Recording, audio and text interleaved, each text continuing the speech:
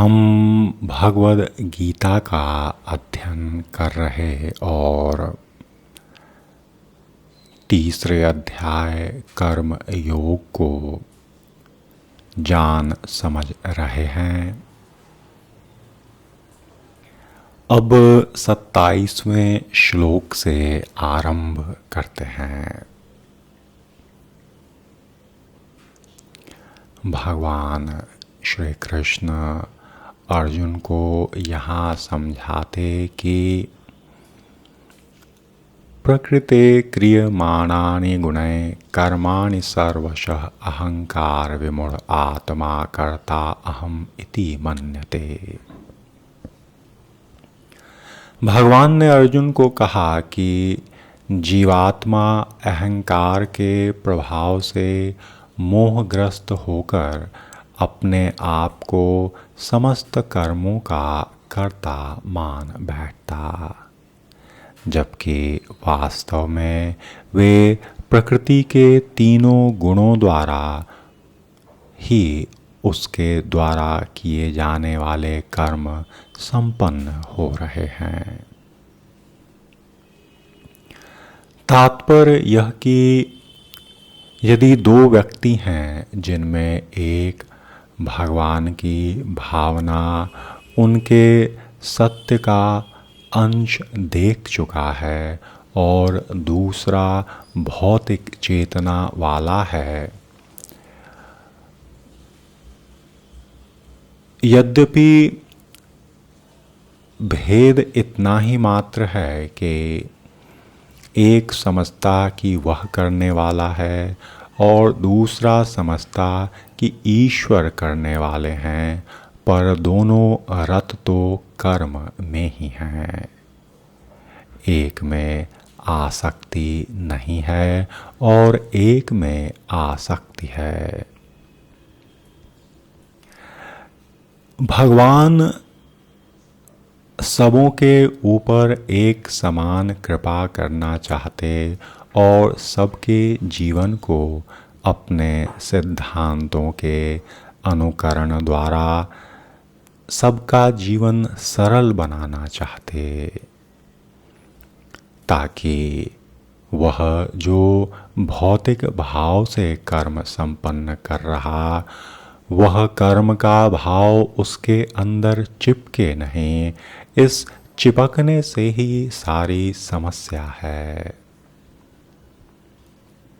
भौतिक चेतना वाला व्यक्ति अहंकार के कारण आश्वस्त रहता कि सारा कर्म वह संपन्न कर रहा और उसके कारण एक बड़ा भारी वजन उसके ऊपर पड़ा होता।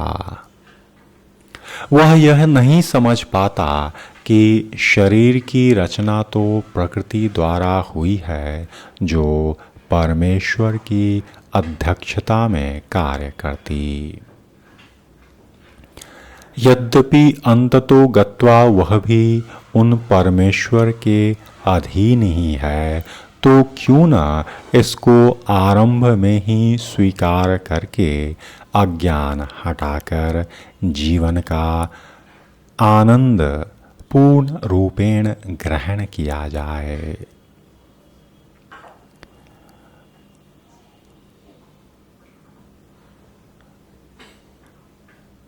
अज्ञानी व्यक्ति यह भूल जाता कि भगवान शरीर की इंद्रियों के वास्तविक स्वामी हैं और कर्म इंद्रिय तृप्ति नहीं, इंद्रियों के सदुपयोग की बात है। इसके कारण अनेकों प्रकार के मोह बन जाते, जब मानव अज्ञानवश यह सोचने लगता कि उसने आज इतना ऐसा कर्म किया और वह भगवान को धन्यवाद करने से चूक जाता और यहीं पर भूल हो जाती। भगवान ने यहाँ अर्जुन को यही सीख दी, यही शिक्षा दी कि अर्जुन कर्म स्वाभाविक गति से प्रकृति द्वारा संपन्न हो रहे हैं। गलत भावना के कारण समस्याएं और उलझनें निर्मित होने लगती। भगवान अर्जुन के संदेह को हटाते जा रहे और साथ ही साथ हम लोग जो भगवान और अर्जुन की वार्ता सुन रहे, हमारे भी संशय समाप्त हो रहे हैं। इन बातों को बारंबार सुनने की आवश्यकता है, क्योंकि हमारे ऊपर तुरंत ही ज्ञान का पर्दा आ जाता और फिर अज्ञान का गहरा पर्दा आ जाता। भगवान आगे 28वें श्लोक में अर्जुन को कहते, तत्त्ववित तु महाबाहो गुण कर्म विभागयो गुणा गुणेषु वर्तन्ते इति मत्वा न सज्जते। हे महाबाहो, भक्ति भावमय कर्म तथा सकाम कर्म के भेद को भली भांति जानते हुए जो परम सत्य को जानने वाला है, वह कभी भी अपने आप को इंद्रियों में और इंद्रिय तृप्ति में नहीं लगाता। तात्पर्य यह कि परम सत्य को जानने वाला भौतिक संगति में अपने विषम स्थिति को जानता है। वह जानता कि वह तो भगवान का अंश है और उसका स्थान इस भौतिक सृष्टि में नहीं है। वह अपने वास्तविक स्वरूप को भगवान के अंश रूप में जानता, जो सच्चित आनंद हैं, और उसे यह अनुभूति होती रहती कि वह किसी कारण से देहात्म बुद्धि में फंस गया है, पर अपने अस्तित्व को शुद्ध करने हेतु वह इन कर्मों को जैसे ही भगवान के अर्पित करता, वैसे ही शुद्धि का भाव ग्रहण करता, अहंकार समाप्त हो जाता, मलिनता चली जाती और सद स्वरूप में व्यक्ति स्थित हो जाता।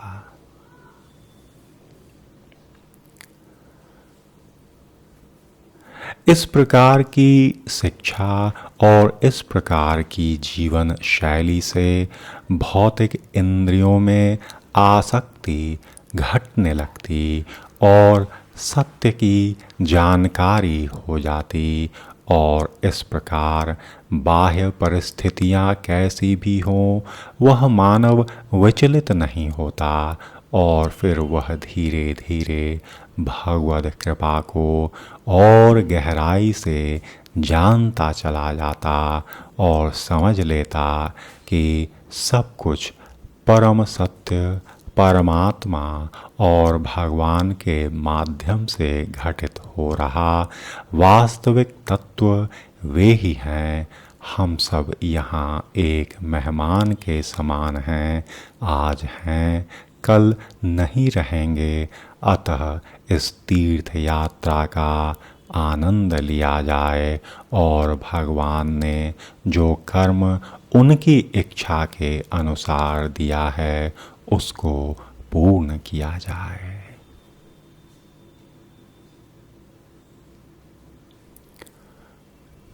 भगवान आगे 29वें श्लोक में कहते, प्रकृते गुण सम्मूढ़ा सज्जन्ते गुण कर्मसु तान अकृत्स्न विदः मंदान कृतस्नवित विच आलेत।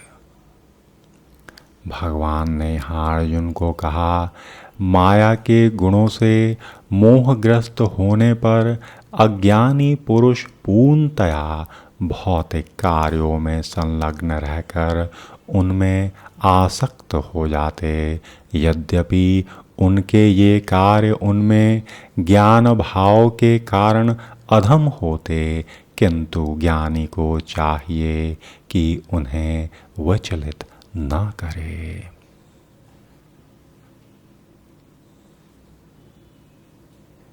तात्पर्य यह कि अज्ञानी पुरुष स्थूल भौतिक चेतना से और भौतिक उपाधियों से पूर्ण रहते यह शरीर प्रकृति की देन है, और जो व्यक्ति शारीरिक चेतना में अत्यधिक आसक्त होता वह मंद आलसी कहा जाता, और अज्ञानी मनुष्य शरीर को आत्मस्वरूप मानते और अन्यों के साथ शारीरिक संबंध को बंधुत्व मानते, और जिस देश में यह शरीर प्राप्त हुआ उसे पूज्य मानते, अपने धार्मिक अनुष्ठानों को श्रेष्ठ लक्ष्य मानते।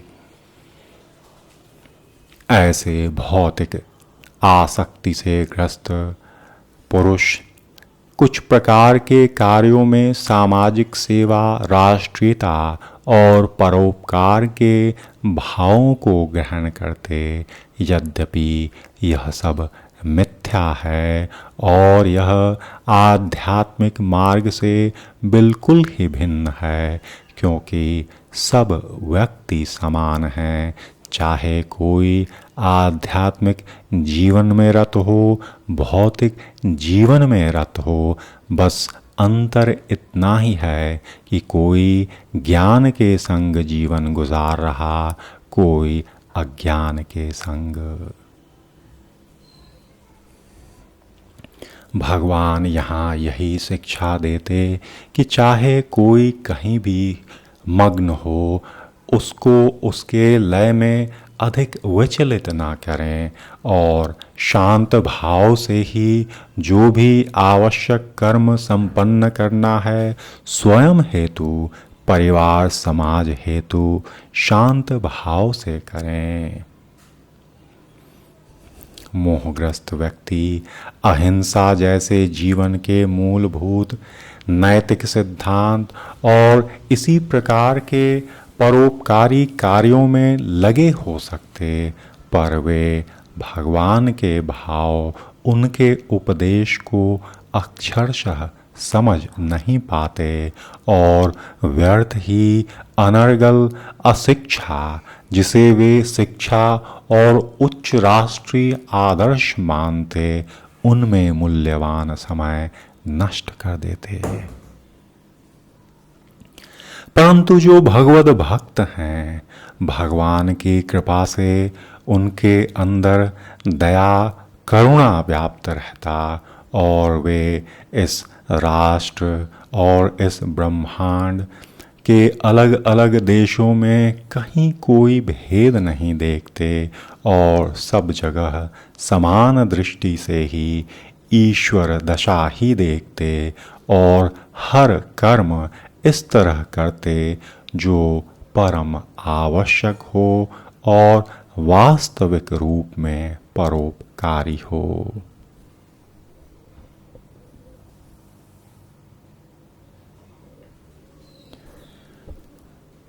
फिर भगवान आगे 30वें श्लोक में अर्जुन को कहते कि जो कोई भी वास्तविकता और सत्य ज्ञान को नहीं पहचान पाता, समझ पाता, उसके लिए भी परेशानी नहीं है। वह सर्व कर्म मुझ में अर्पित करके चले तो वह भी भगवान के जो उन्नत भक्त हैं उनके समान ही जीवन के भाव और अपने वास्तविक स्वरूप का आनंद प्राप्त कर सकते। इस 30वें श्लोक में भगवान ने कहा, मयि सर्वाणि कर्माणि सन्न्यस्य अध्यात्म चेतसा निराशि निर्ममः भूत्वा युद्धस्व विगत ज्वरः। हे अर्जुन, अतः अपने सारे कार्यों को मुझ में समर्पित करके मेरे पूर्ण ज्ञान से युक्त होकर लाभ की आकांक्षा से रहित, स्वामित्व के किसी दावे के बिना और आलस्य से रहित होकर बस युद्ध करो, अपना कर्तव्य करो। तात्पर्य यह कि यह श्लोक भगवद गीता के प्रयोजन को स्पष्टतया इंगित करने वाला है कि भगवान की शिक्षा है स्वधर्म पालन। और स्वधर्म पालन के संग भगवान ने एक भाव भी जोड़ा, यह कि यह स्वधर्म तभी सत्य धर्म रूप में स्वीकार किया जाएगा जब जीव यह जान ले कि कर्म ईश्वर द्वारा संपन्न हो रहे।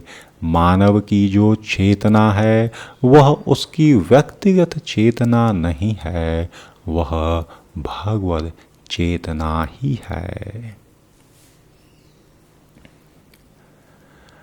अतः भगवान ने स्वधर्म पालन हेतु अर्जुन को सैन्य अनुशासन के सदृश पूर्णतया ईश्वर भाव में रहने की बात यहाँ समझाते। ऐसे आदेश से कहीं कहीं कठिनाई भी उत्पन्न हो जाती, मगर फिर भी यदि भगवान के आश्रित होकर यह स्वधर्म किया जाए, जहाँ उचित अनुचित का भेद न किया जाए, तो जीव अपनी स्वाभाविक स्थिति में रहता हुआ सहज जीवन के उच्च भाव को ग्रहण कर सकता।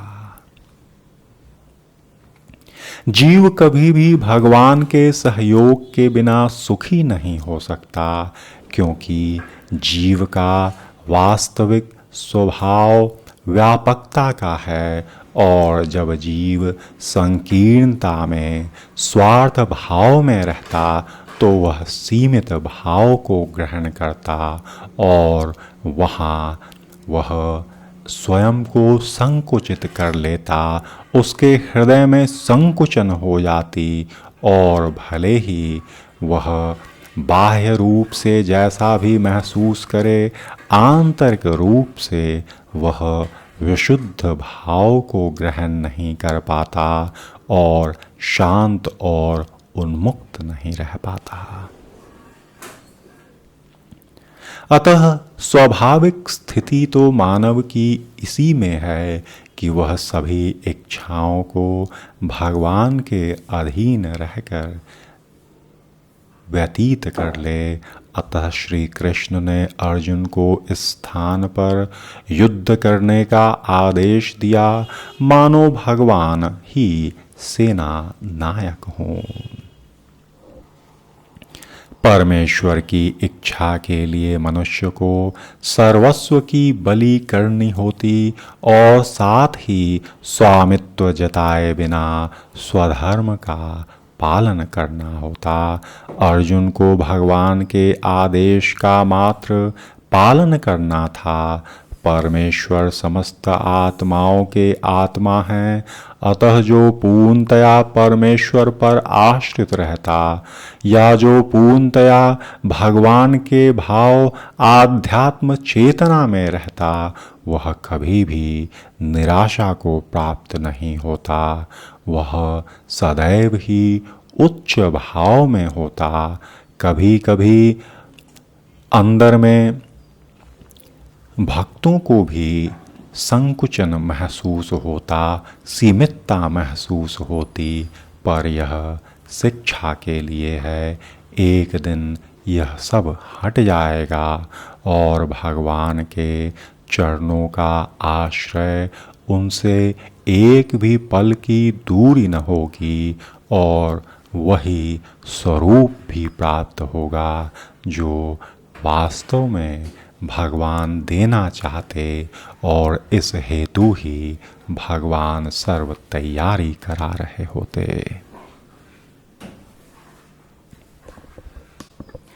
पर हम स्वार्थी मानव भगवान की बड़ी योजनाओं को समझ नहीं पाते, और अनेकों प्रकार की शिकायत भी उनसे करते रहते, पर बात यह मात्र सत्य नहीं है, क्योंकि हमारा दृष्टिकोण पूर्ण नहीं है, हमारा भाव अभी विशुद्ध नहीं हुआ है।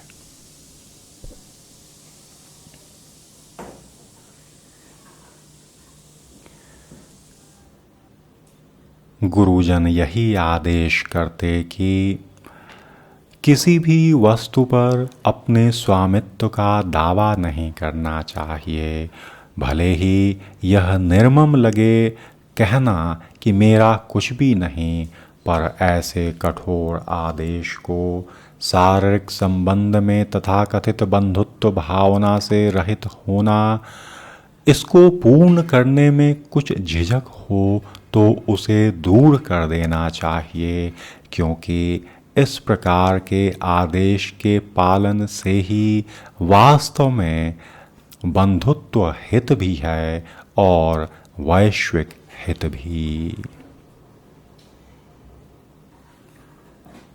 भगवान अर्जुन को यही कहते कि अपने गुण और स्थिति के अनुसार प्रत्येक व्यक्ति को विशेष प्रकार का कार्य करना होता और ऐसे कर्तव्यों का पालन यदि भगवान की इच्छा रूप में कर लिया जाए तो सही और गलत के निर्णय में हम नहीं फंसेंगे, अनर्गल सोच नहीं बनने पाएगी और मुक्ति का मार्ग प्रशस्त हो जाएगा।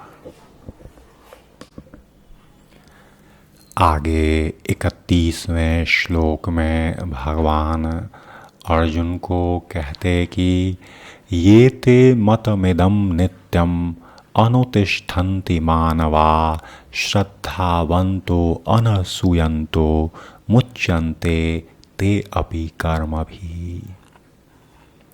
भगवान ने यहाँ अर्जुन को कहा कि जो व्यक्ति मेरे आदेशों के अनुसार अपना कर्तव्य करते रहते और ईर्ष्या रहित होकर मेरे उपदेशों का श्रद्धा पूर्वक पालन करते, वे सकाम कर्मों के बंधन से निश्चित ही मुक्त हो जाते। तात्पर्य यह कि श्री भगवान कृष्ण का समस्त उपदेश वैदिक ज्ञान का सार है, अतः किसी अपवाद के बिना यह शाश्वत सत्य है। जिस प्रकार वेद शाश्वत हैं उसी प्रकार भगवान का भाव भी शाश्वत है। अतः मनुष्य को चाहिए कि भगवान के उपदेशों पर रत्ती भर भी संशय किए बिना उनके आदेश में दृढ़ विश्वास रखे। इस संसार में अनेकों दार्शनिक हैं जो भगवद गीता पर टीकाएं रचते पर भगवान में पूर्ण श्रद्धा नहीं रखते। वे भी सकाम कर्मों के बंधन से मुक्त नहीं हो सकते। सर्व कर्म करते हुए यह समझना कि हम कुछ भी नहीं हैं, यही सच्चा सत्यनिष्ठ जीवन गुजारने का आधार है और परमेश्वर ही परम भोक्ता है। इस दृढ़ विश्वास पर चलना और भगवान को सामान्य पुरुष न समझना और कर्म नियम के बंधनों से मुक्त होने का यही मात्र आधार है। मनुष्य अनेकों नियमों से रुष्ट होता, अनेकों बार उसे अनुशासन पर चलने समय पराजय निराशा हाथ लगती और उसकी निष्ठा कम होने लगती।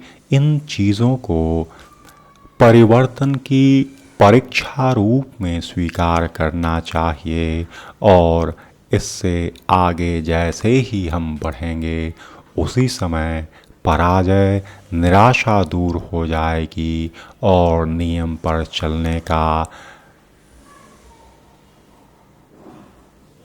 आनंद प्राप्त हो जाएगा और वह आनंद ठहराव का आनंद होगा, आने जाने वाला आनंद नहीं।